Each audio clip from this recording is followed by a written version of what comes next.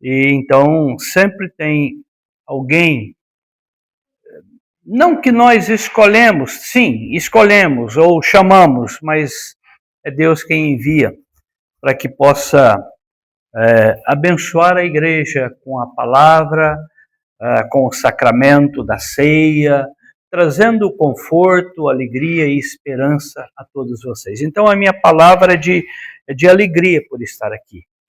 A minha palavra é de gratidão, por compartilhar com vocês e poder falar da palavra de Deus neste momento. Então é uma alegria a gente poder estar aqui e poder falar aos irmãos. E a nossa oração é que o nosso Deus, em quem a igreja está fundamentada e de quem a ideia da criação da igreja é dele,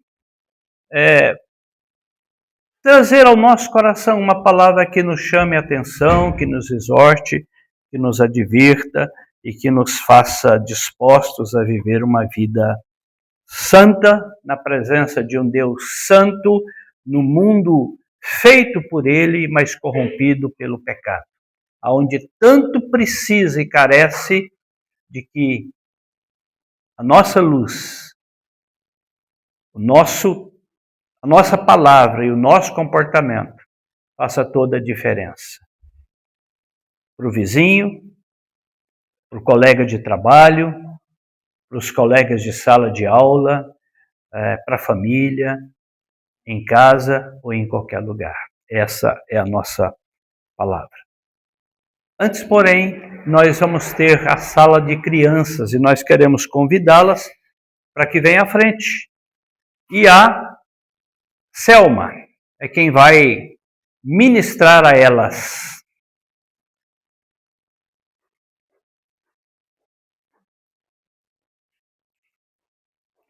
Crianças que vão crescendo. Eu estava ali admirado do tamanho do Enzo. Há 2 anos atrás o Enzo era menor. E agora já está um grande rapaz. Vamos orar? Pai, por essas crianças e pré-adolescentes que estão aqui, pedimos a bênção do Senhor. Pedimos que teu Espírito trabalhe nesses corações, tornando-os uma terra fértil, terra preparada, para que a semente que a tua serva Selma lançará nesta noite possa produzir frutos para o louvor da tua glória.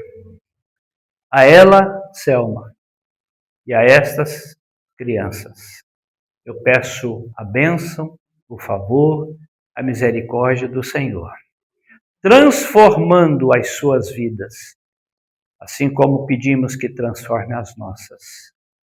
Em nome de Jesus, para o louvor da tua glória. Amém, Senhor. Amém. Muito bem, boa aula.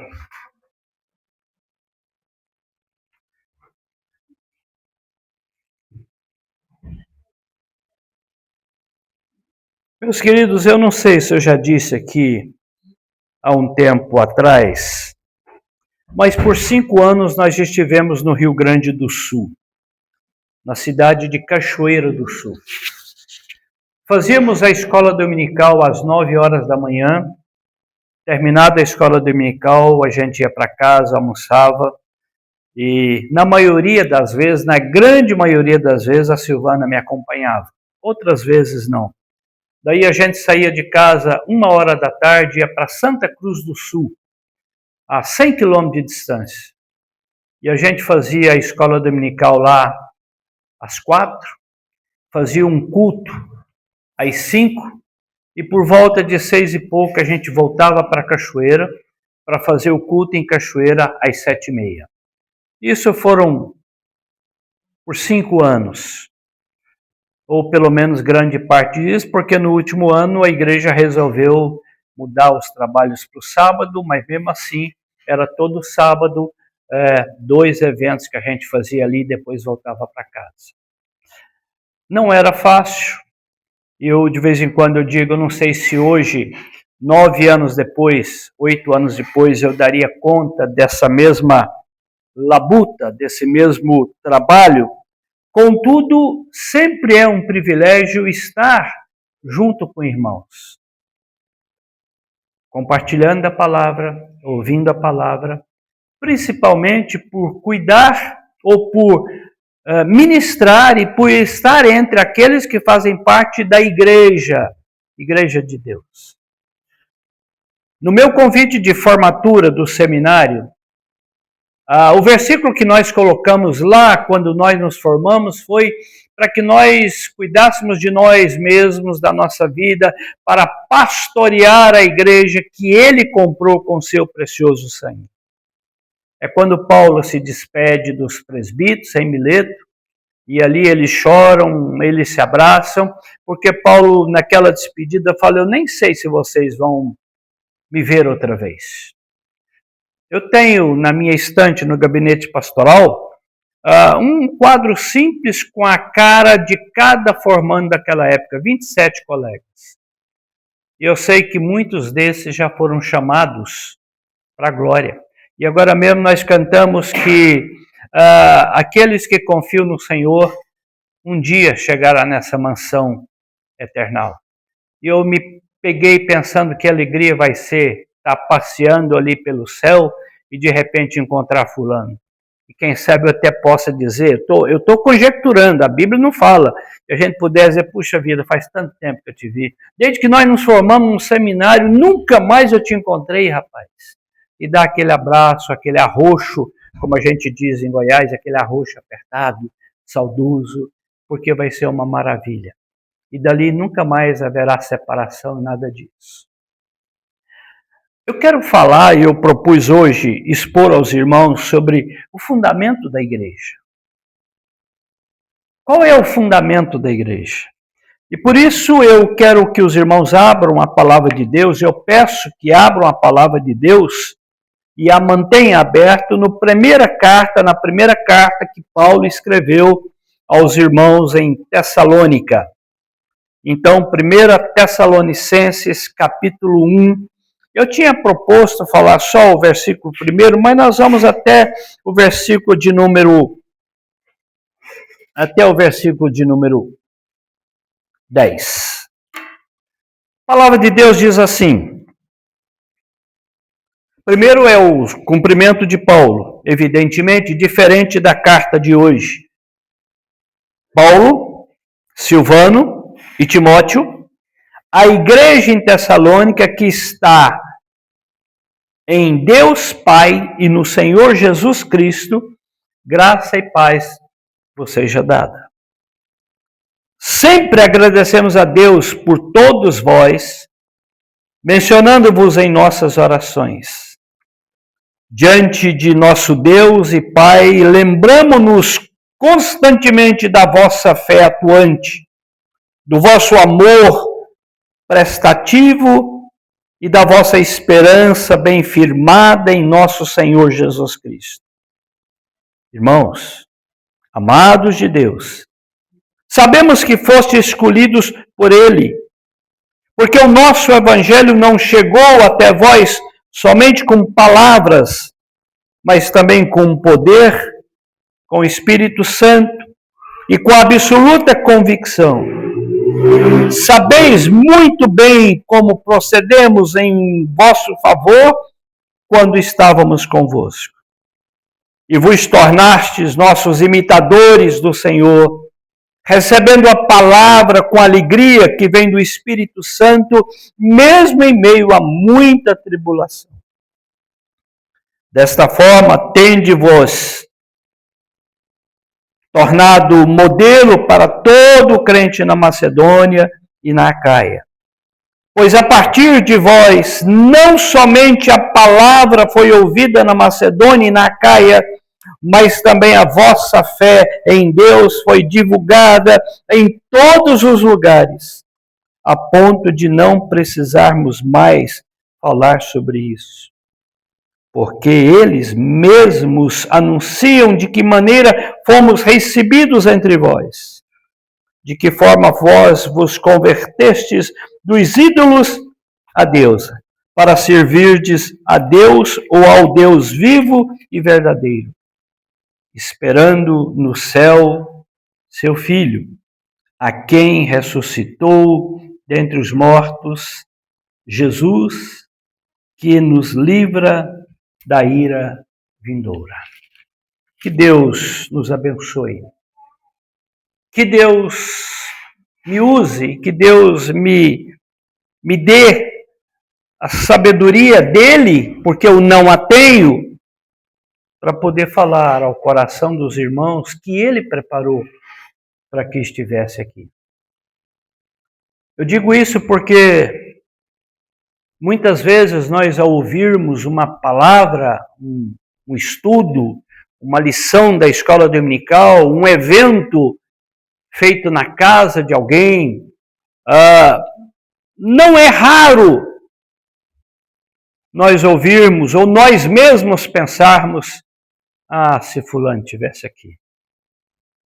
Puxa vida, se a minha esposa ouvisse essa palavra, como eu queria que meu marido estivesse aqui para aprender. Ou aquele irmão, ou aquela irmã, ou quem sabe aquele presbítero, aquele fulano, aquele ciclano. E a gente sempre responde dizendo: Deus não queria que ele ouvisse, queria que você ouvisse. Por isso é que você está aqui. Eu estou dizendo isso porque ontem eu e mais um presbítero e eu, conversamos com um casal que fez classe de doutrina, depois não participou do batismo e tal. Aí ontem esse rapaz perguntando, ele diz: eu decidi me mover no sentido de me batizar, ou de pedir que me batizem, não é? Porque a mensagem que eu ouvi algum tempo atrás me incomodou, me importunou. A mensagem, o pregador, o pastor lá da igreja, da nossa igreja, disse: pare de postergar, é tempo de você tomar decisão. Para que deixar para depois, se você sabe que você precisa fazer isso? E eu disse: essa palavra me incomodou, e é por isso que eu quero fazer a profissão de fé. A minha resposta a palavra dele foi: graças a Deus. Mas lembre-se, de nada adiantarão palavras, promessas ou juramentos feitos diante da igreja, diante de Deus, se não houver no coração do homem a disposição de cumprir, de tornar-se responsável por aquilo que faz. É assim que a gente costuma exortar os pais quando batizamos crianças. É assim que nós costumamos orientar. Depois de todas as respostas dadas afirmativamente e os compromissos assumidos, nós costumamos dizer: o que vocês acabaram de prometer não é coisa fácil. E vocês jamais darão conta de cumprir sem a ajuda de Deus, sem o auxílio do Senhor. Portanto, velem pela vida espiritual de vocês próprios, pais, para que vocês possam, então, ensinar os filhos a seguirem a Jesus, a andarem com Cristo. Paulo está escrevendo essa carta à igreja de Tessalônica, que ele fundou quando da sua segunda viagem missionária, conforme diz Atos 17, provavelmente por volta do ano 50, 51, mais ou menos nesse período. E essa igreja, meus irmãos, ela era composta, os crentes dessa igreja eram judeus convertidos, não aqueles judeus judaizantes, mas judeus convertidos ao evangelho, gregos tementes a Deus, homens piedosos, mulheres de uma posição elevada na cidade de Tessalônica e pessoas oriundas do paganismo. Ou seja, essas pessoas foram alcançadas pela graça de Deus. E é muito interessante quando nós olhamos para a palavra de Deus no livro de Atos, a Bíblia diz que quando Paulo chegou em Tessalônica, como de costume, ele foi à sinagoga e examinou com eles, judeus, a palavra. e lhes expôs tudo acerca da palavra que ele havia aprendido.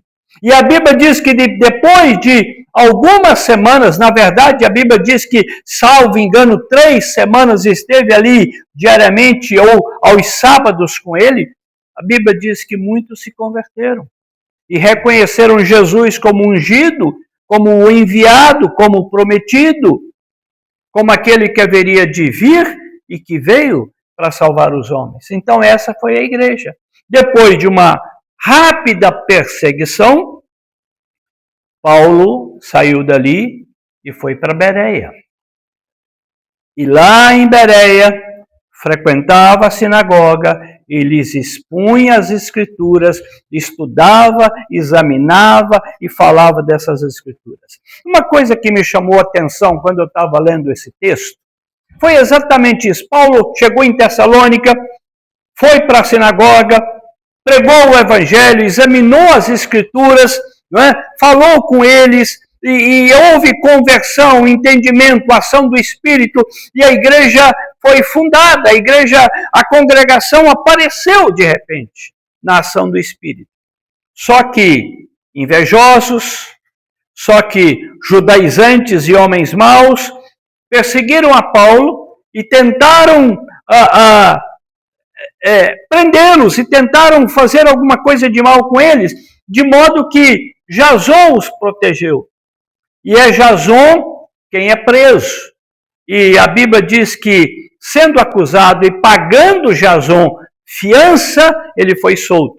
E sendo solto, ele levou a Paulo e Silas para fora da cidade e os mandou para Tessalônica, ou para Bereia, aonde ele encontra aqueles crentes que nós sabemos, que fala que eles examinavam as escrituras para ver se de fato era como Paulo havia anunciado. E houve progresso ali. Mas o que me chamou a atenção foi que Paulo, pregando em Tessalônica, é perseguido por causa do evangelho e ele é levado ou ele vai para Bereia.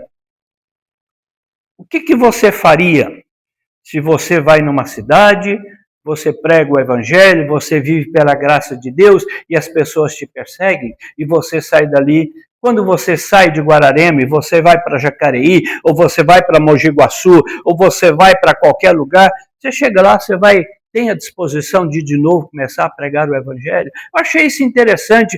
Paulo prega o evangelho, é perseguido, precisa fugir, e quando ele chega em outra cidade, ele prega o evangelho e de novo é perseguido.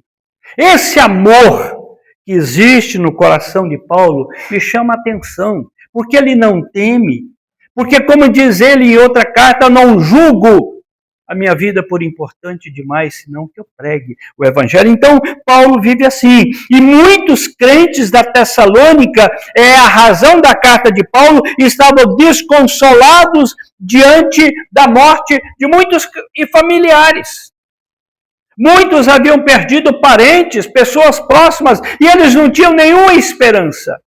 A carta de Paulo vai falar sobre um consolo nesse quesito, sobre exortando aqueles que andavam ansiosos, porque a carta também fala de gente que não queria trabalhar, a carta fala de gente indisciplinada, e a carta fala de alguns que estavam tentados a viver ou a voltarem para uma vida antiga, retrocederem na fé. Então é por isso que Paulo escreve essa carta, dizendo que as tribulações que eram muito intensas haveriam de passar. Aliás, é isso que fala em Corinto. Diante de todo o sofrimento que tinha, ele tinha uma esperança. Diante de um corpo que envelhece, que se enruga, que perde a força e o vigor, ele tinha um futuro glorioso, um corpo renovado na presença do Senhor Jesus. Então, ao escrever essa carta à igreja de Tessalônica, Paulo, em primeiro ponto, eu quero dizer isso, em primeiro lugar, fala sobre o fundamento da igreja, sobre a realidade da igreja divina, o que é essa igreja, como essa igreja age, como ela vive. Você já viu, talvez você já recebeu aí no seu Instagram, quando você manda uma mensagem, quem sabe manda uma mensagem equivocada, errada, e você rapidamente apaga, e algum daqueles expert em figurinhas, logo coloca lá para você a seguinte: quem é, o que comem, onde vivem os apagadores de mensagem. Né? Tem gente que coloca assim: você apagou, mas eu li. Né? Ou você apagou, mas fulano sabe. Sabe? Paulo, meu querido, está aqui querendo mostrar para esses irmãos o fundamento da igreja. Por que a igreja existe e como ela persiste e como ela não pode ser destruída.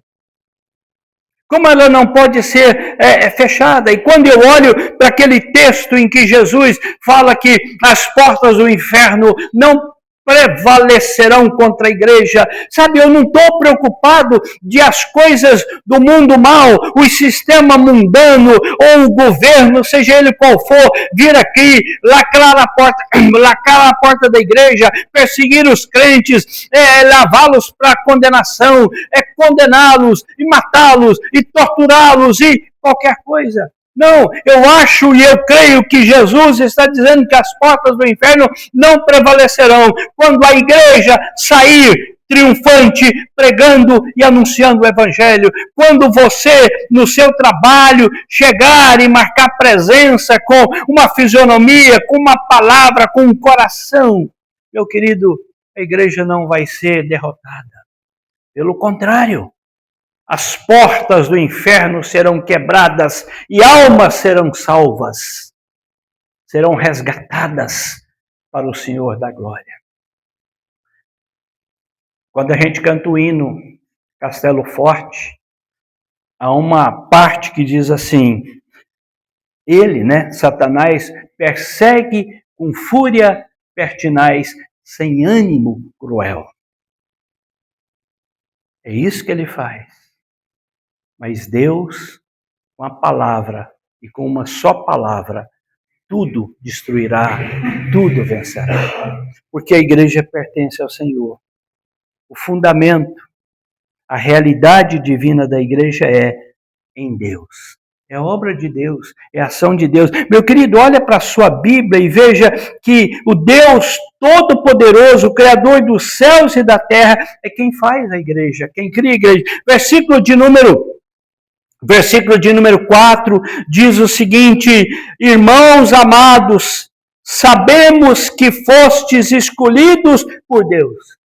É Deus quem elege, é Deus quem a faz. Lembra de Jesus Cristo no seu discurso, na sua palavra, quando Pedro confessa que ele era o Senhor. Ele diz: Pedro, eu edificarei a minha igreja. A igreja é minha.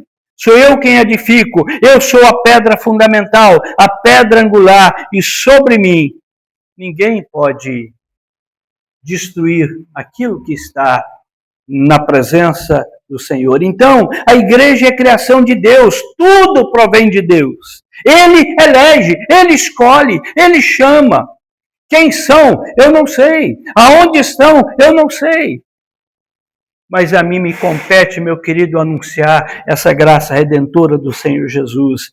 Versículo de número 8, ele é o alvo da nossa fé, ou seja, o nosso Deus. Diz o texto: pois a palavra a partir de vós, não somente a palavra do Senhor foi ouvida na Macedônia e na Caia, mas também a vossa fé em Deus foi divulgada por todos os lugares, a ponto de não precisarmos mais falar sobre isso. Ou seja, a nossa fé é posta num Deus tremendo, santo. A igreja confia num Deus poderoso, único, vivo, eficaz.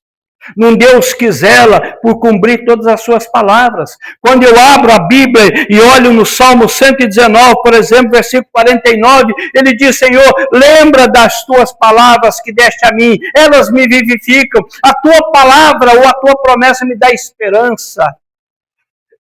E por elas eu vivo, e por elas eu creio. Esse Deus, que é o Deus da igreja, é o Deus verdadeiro, único e santo. Versículo 9, porque eles mesmos anunciam de que maneira fomos recebidos entre vós e de que forma vos convertestes dos ídolos a Deus, para servirdes ao Deus vivo, santo e verdadeiro.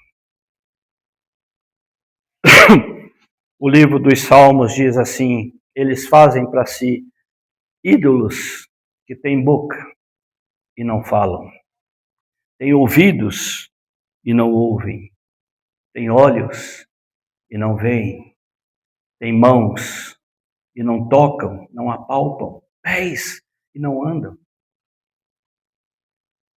É alguma coisa imóvel. E é interessante que Isaías diz que da mesma madeira com que fizeram, com que fazem os seus ídolos, queimam e fazem para si comida. Ou seja, o Deus a quem eles adoram, sacrificam, dizem temer, é do mesmo material que sobra da escultura, eles botam no fogo e cozinham para si mantimentos. Nosso Deus não é assim. É um Deus poderoso. É um Deus que olha para nós e sabe das nossas amarguras, dificuldades e aflições. Ou seja, é um Deus verdadeiro e santo. Lembram quando Deus chama Moisés? Lá no início do livro do Êxodo, Deus de repente diz assim: Moisés, eu escolho você para voltar ao Egito, para libertar o meu povo, porque eu tenho visto a aflição deles, escutado o clamor deles e a opressão que sobre eles tem sido levantado no Egito. Porque Deus está presente. A enfermidade que abate sobre a sua vida, a dor que penetra profundo no seu coração, às vezes os momentos difíceis que a igreja passa, tudo isso, nosso Deus poderoso, santo e tremendo, sabe, vê e nos acode. No sábado nós visitamos uma irmã que poucos dias atrás recebeu um diagnóstico de câncer de mama. Fez uma biópsia e aguarda o resultado. O marido não é crente. Eu fui visitá-la na sexta-feira à tarde e conversando com ela e de repente ainda é tudo inconclusivo, aguarda o resultado. Mas de repente o marido disse o seguinte: o médico falou que é coisa ruim, é um câncer maligno, é um tumor maligno e agressivo. Ele diz, mas o médico não sabe de nada, o médico está errado, eu tenho certeza, e ele não é crente, eu tenho certeza disso. Ele falou, a minha resposta a ele e a esta irmã foi: é possível que o médico esteja errado, mas também é bem possível que ele esteja certo. Mas o que eu não posso excluir é a certeza de que ela está nas mãos de um Deus poderoso e que não importa quão agressivo seja um tumor, há um Deus que pode operar milagres e maravilhas. É possível que o diagnóstico venha dizendo que ele é tratável e que nem de qualquer procedimento posterior, químio, rádio, seja necessário. Ou seja necessário. Só que o nosso Deus é o único que sabe, de fato. Eu ainda disse para a irmã, quase que em tom de... Eu disse, ninguém morre, minha irmã, antes do tempo. Não tenha pressa com isso. E ninguém vive mais do que Deus determinou para viver. Não adianta. Não adianta. Então, esse Deus verdadeiro é o Senhor, é quem criou a igreja, é quem criou a sua vida, é quem instituiu essa igreja nesse lugar, é quem cuida dessa igreja, é quem vela pela essa igreja, é quem nos abençoa, nos guarda, nos protege e nos sustenta. Mas também no capítulo 2, meus irmãos, no versículo de número 2, o texto diz assim, mas como sabeis, apesar do sofrimento e dos maus tratos que padecemos em Filipe, veja só, Filipos, o nosso Deus nos deu ânimo e para vos anunciar a mensagem. Eu disse agora mesmo. Bom, Paulo foi a Tessalônica, pregou o evangelho, o pessoal queria matá-lo. Paulo foi levado às pressas dali, saiu dali rapidamente. Ele chega na próxima cidade, se não for o Senhor com ele, que o animasse, que garantisse a sua presença, a sua bênção, Paulo provavelmente não faria e não pregaria o Evangelho.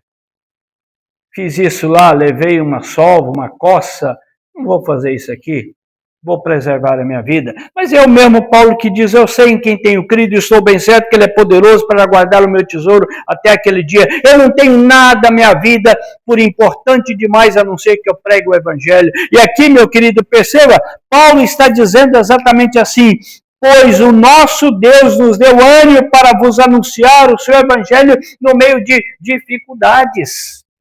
Ou seja, o Senhor da igreja é aquele que manda você pregar o Evangelho, anunciar a graça, o poder e a misericórdia de Deus. É aquele que quer que você faça isso, que quer que você confie. Lembra do livro de Atos, quando eles foram presos e ao saírem da cadeia, Pedro e João, salvo engano, recebem a ordem de não preguem para ninguém, não anunciem esse Cristo. E lá no livro de Atos diz que esses homens que estavam perturbando, conturbando o Evangelho, ou o mundo em que eles viviam. E a resposta deles é, antes importa obedecer a Deus do que a homens. Falar do Evangelho não é uma opção, é um dever que eu e que você temos que executar. Lembram de quando os 3 moços lá no Velho Testamento, na Babilônia, foram lançados numa cova e antes de serem lançados, o rei falou, olha, façam isso.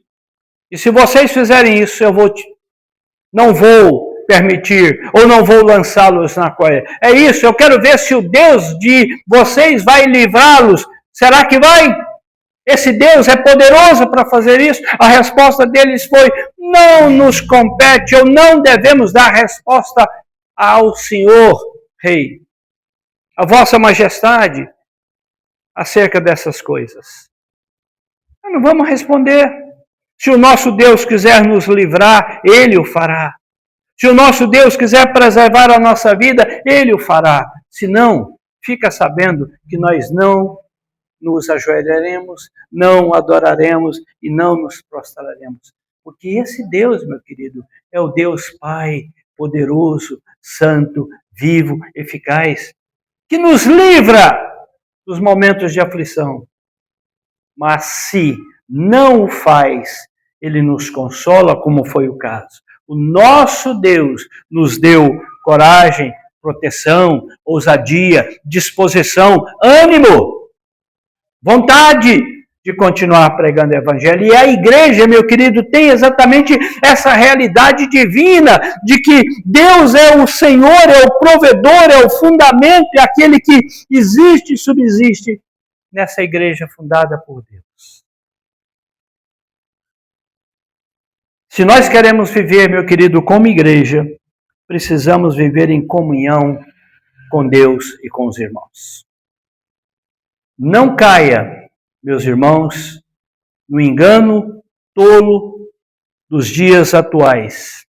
Eu sou crente lá em casa, eu leio a palavra lá em casa, eu cultuo a Deus lá em casa. Não há igreja sozinha. Meu querido, nós precisamos da comunhão dos santos. Aliás, essa comunhão é alguma coisa tão preciosa, essa comunhão com Deus e com a igreja é tão viva que o próprio Deus disse no livro dos Salmos. Preciosa, agradável, abençoadora, maravilhosa é quando os irmãos se reúnem. Se reúnem para servir, para adorar e para louvar o Senhor. Quando nós olhamos para a palavra, nós entendemos que Deus nos envolve. E Deus precisa envolver ou estar envolvido na nossa vida. Nós saímos por aí, estamos no ar e o ar está em nós. Nós estamos envolvidos nessa atmosfera. Daqui a pouco, meu querido, queira você ou não, você vai andar por casas, fazer visitas, ir à cidade, eu não sei se aqui vai ter ou não, luzes que segundo o mundo, segundo as pessoas, simboliza o Natal, enfeites, festas, e essa harmonia, esse sentimento, esse ar natalino, segundo o mundo, o conceito do mundo envolve a cidade, as músicas, os programas de televisão, as novelas, os filmes. Você nunca vai ver tanto filme de Natal como da agora para frente. Filmes que retratam o Natal que nada tem a ver com o nascimento de Jesus e com o Natal verdadeiro. Ou seja, essa atmosfera está no ar.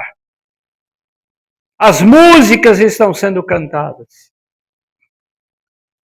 E precisamos, meu querido, entender que como igreja, vivemos numa atmosfera na qual Deus nos envolve e protege a sua igreja. E a proteção de Deus implica no estabelecimento de um relacionamento que inclui intimidade e amor recíproco.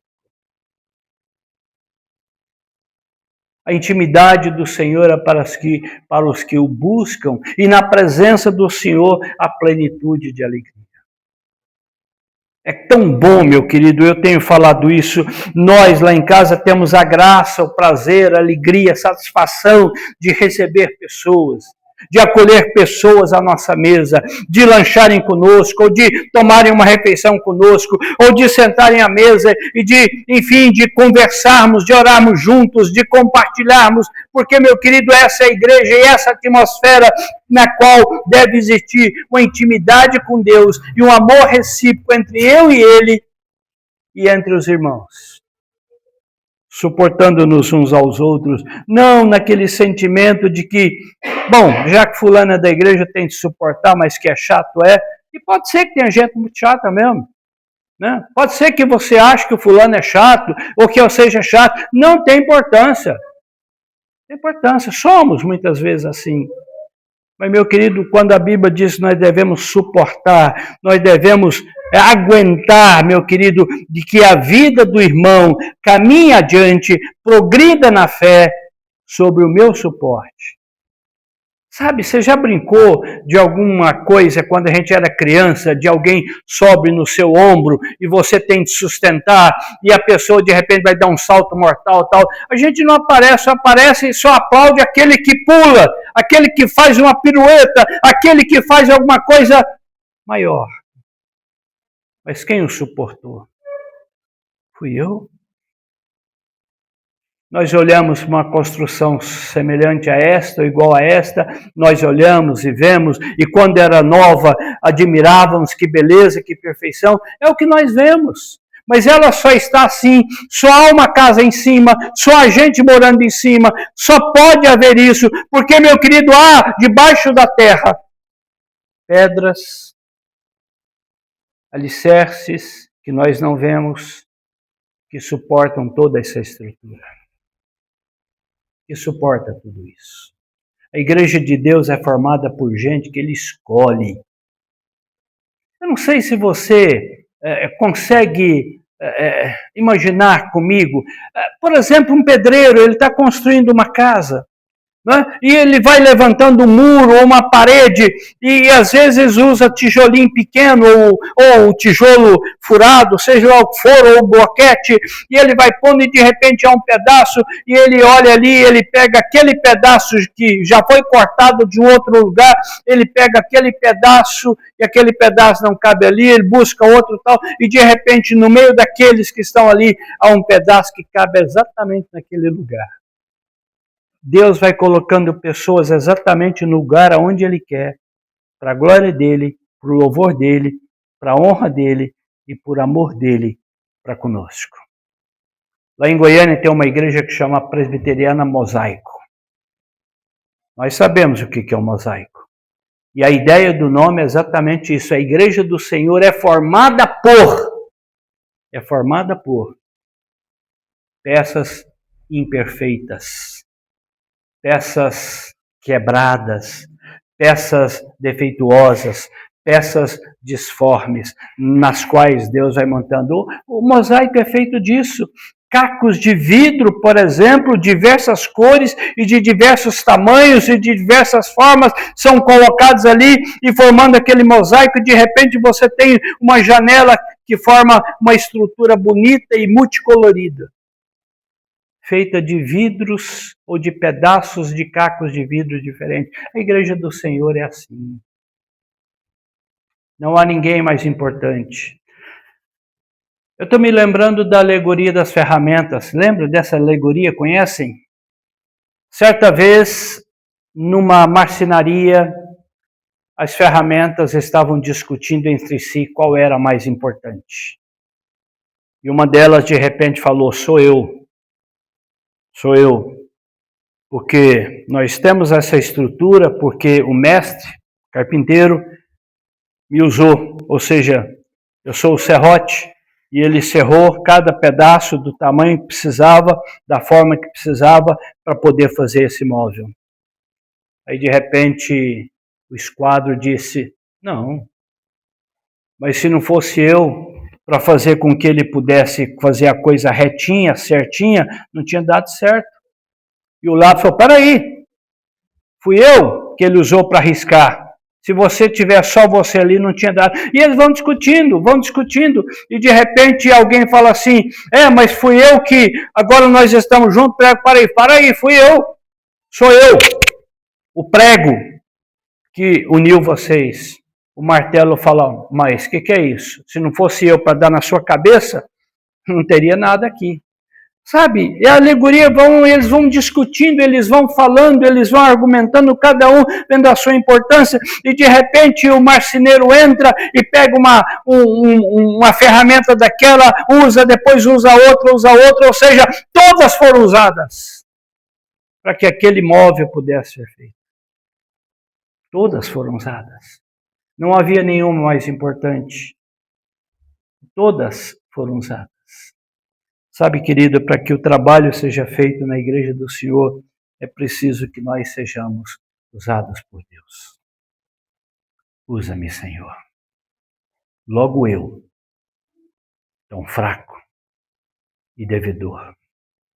Logo eu, tão grande pecador. Usa-me. Para que a igreja cresça e a glória do Senhor seja vista e seja manifesta e seja proclamada. Então, meu querido, quando nós olhamos sobre isso, nós sabemos que essa igreja tem esse fundamento que é sustentado, ou que Deus é o sustentador da igreja. Não há a sua arrecadação, não a sua liderança carismática, não o número de pessoas, não a tradição de família, não a localização geográfica, não o poder político, não as interferências. Sabe o que sustenta a igreja, o que mantém a igreja, o que provém, ou que dá à igreja a vitória é o Senhor da igreja.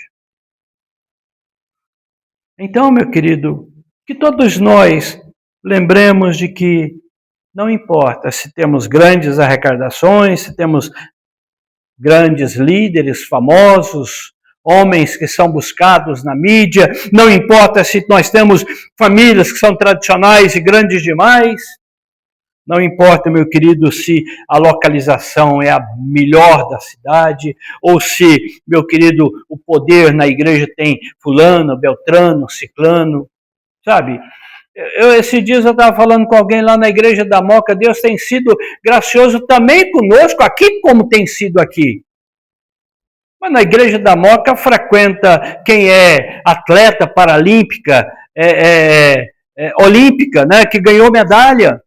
Nós temos, agora está frequentando a igreja, já em processo de filiar-se, uma pessoa que é maratonista, 42,130 quilômetros, não sei, sabe? É gente importante, gente que dá entrevista na televisão, é gente que aparece, mas essas pessoas diante de Deus são iguais e são da mesma natureza e precisam da mesma graça de Deus, assim como o mais simples, o mais pobre. Eu ouvi alguém dizer que num acampamento que foi feito em algum lugar, uma pessoa foi usar o banheiro. Estava ali usando o banheiro, trabalhava numa empresa automotiva qualquer, eu não sei, não posso precisar, e disse que estava ali no banheiro, quando de repente ele percebeu que havia alguém com rodo e com um pano limpando, enxugando a área dos vasos sanitários, o banheiro e tudo aquilo, tal, aquele alojamento de higiene pessoal. E quando aquela pessoa olhou, ela percebeu que aquele que estava ali era o presidente da empresa onde ele trabalhava, uma empresa de produção automotiva. Sabe, queridos, o trabalho que nós podemos fazer nos torna fundamentais diante da igreja que é sustentada pelo Senhor. A segunda coisa que eu quero dizer é que o alimento fortalecedor da igreja provém de Deus, não da situação econômica do país, das descobertas da biogenética, da psicologia, ou seja lá dos pensamentos de Freud, ou de ecoturismo cultural, de preservação do mundo, ou de qualquer outra coisa. Nós estamos vivendo dias onde nós temos os legendários, onde você sobe na montanha para enfrentar problemas e reconciliar-se com Deus e tornar um homem de fibra. Só que para isso você tem de pagar. E me parece que a inscrição mais barata custa quase que um salário mínimo, eu não sei. Eu fico pensando que Deus nos dá a graça de sermos poderosos, vitoriosos, úteis, com o alimento que Ele oferece de graça. Vinde comprai sem dinheiro, ou sem dinheiro e sem preço, vinho e leite. Eu dou. Eu sou o pão da vida. Eu sou o alimento, eu sou a água, eu sou a porta, eu sou o caminho, eu sou a verdade, eu sou a vida. Então, o alimento que fortalece, que fundamenta a igreja do Senhor, provém de Deus, já que Ele é o Senhor da igreja. E, em terceiro lugar, Deus promete à sua igreja protegê-la. Porque esta é a menina dos olhos de Deus. Isso, meu querido, vale também para a igreja local.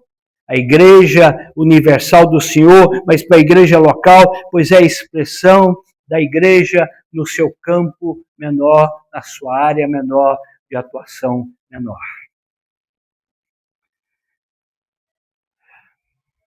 Nós temos na igreja, como eu acredito que tem aqui, evidentemente numa proporção menor, ministério de integração.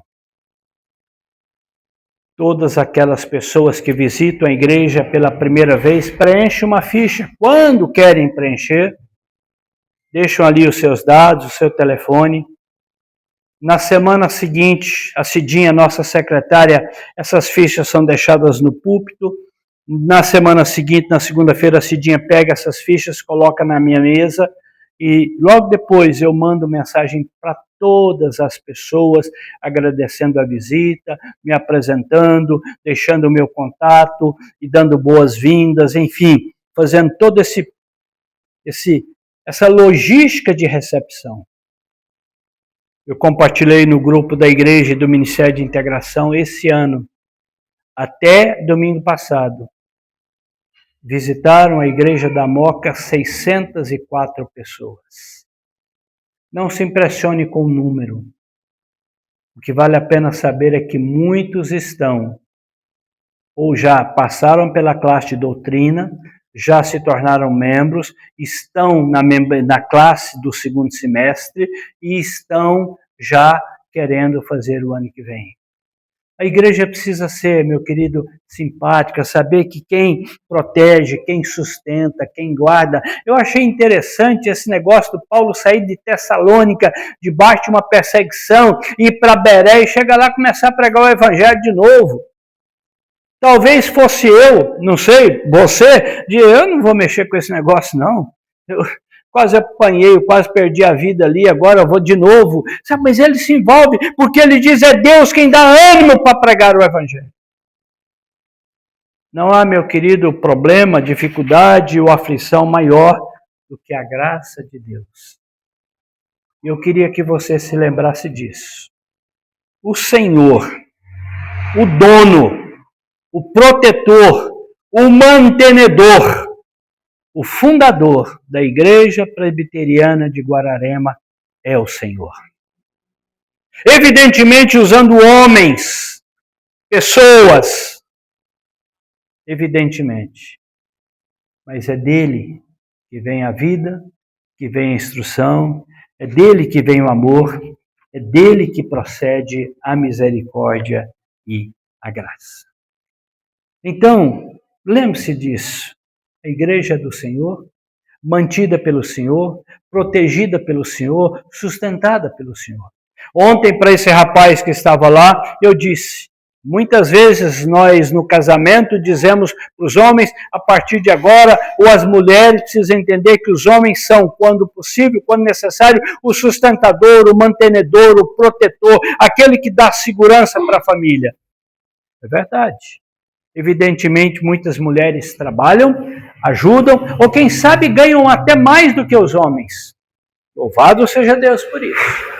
Mas uma coisa que é tarefa prioritária dos homens é prover para a família o pastoreio, o alimento espiritual, o ensino da Bíblia, a oração, a intercessão, para que a igreja ou para que a família cresça e permaneça feliz, firme, verdadeira, para que a igreja seja formada por famílias firmadas sobre a rocha que é Cristo Jesus.